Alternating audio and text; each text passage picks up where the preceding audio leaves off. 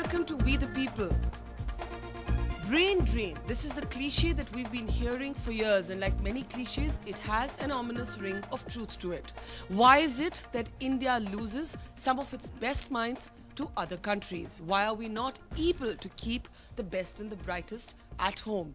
This is a debate that has been revisited after a controversial announcement by the Health Minister Ghulam Nabi Azad, who has suggested that doctors who are seeking to work or study in the United States of America will now not get a no objection certificate from the government unless they commit themselves to coming back to India and working here for a stipulated period of time.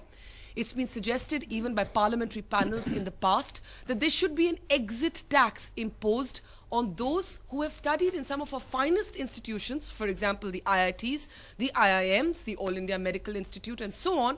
The argument being that these are people who have studied at subsidized rates, so there should be some method of making them give back.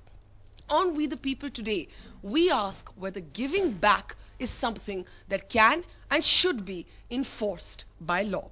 Let me start with Dr. Ajay Bakshi. You're, of course, the CEO of Max Healthcare, Dr. Bakshi. But like many other people, I mean, All India Medical Institute is really a kind of rites of passage, or the big daddy of all medical institutes in India. And most doctors in the private sector today have gone through the portals of an institute like AIMS or other institutes that are subsidized, people like to say, by the taxpayers' money.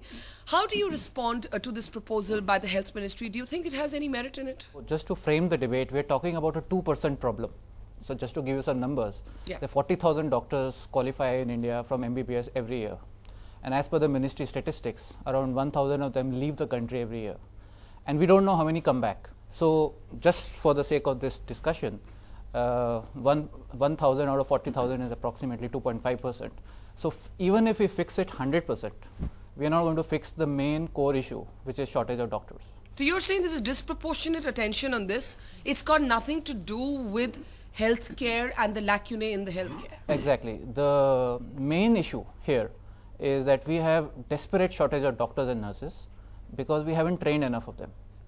And just by stopping them from going outside, it's not going to fix the problem. But Dr. Bakshi, 3,000 doctors have gone outside India in the last 3 years, and at last count there are 6 doctors per 10,000 people in this country, and that makes our numbers much worse than a country like Cuba, which has more than 50 for the same population. So are you being a little bit of a sophist here by saying that this is just a very minuscule problem? Just look at the number. For each medical college, there are at least 100 candidates wanting to get in, not able to get in. So there are enough students, enough kids who want to be doctors, but we can't train them. But can I quickly ask you, it's one thing to say this problem doesn't affect many. It's another thing to say you agree or disagree with the proposal. Do you agree or disagree with the proposal?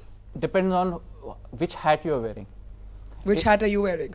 It depends. I'm a citizen of the country. I'm a doctor. I'm also a patient.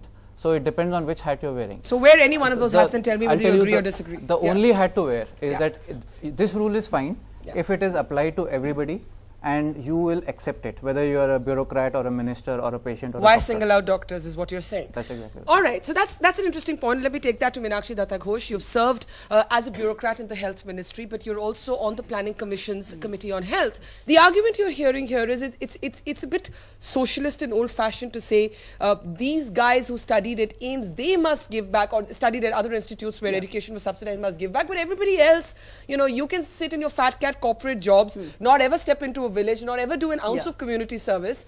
Is it a distorted debate? For a long time, the Ministry of Health had the attitude that, look, roughly 20,000 doctors graduate each year, and if 600 of them go abroad, so what?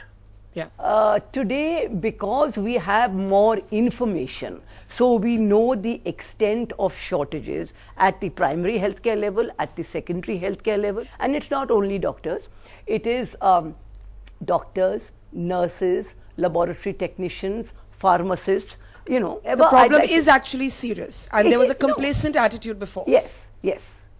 That is one issue. However, it's not very clear that the problem is going to be fixed by putting a cap on those emigrating, or calling them back. I would like to say upfront, I see this as a governance issue. At the time of independence, we had some 19 medical colleges. Today, we have 270. The high-level expert group report led by Dr. Srinath Reddy, which the steering committee in the Planning Commission has adopted, has recommended. Do you have the NDTV Profit app? All the markets, all the news and your own homemade, ready-made portfolio available there for you. We will right now answer what you should sell, what you should buy when markets are down. Download at ndtvprofit.com/apps. Get the best app from the channel you trust.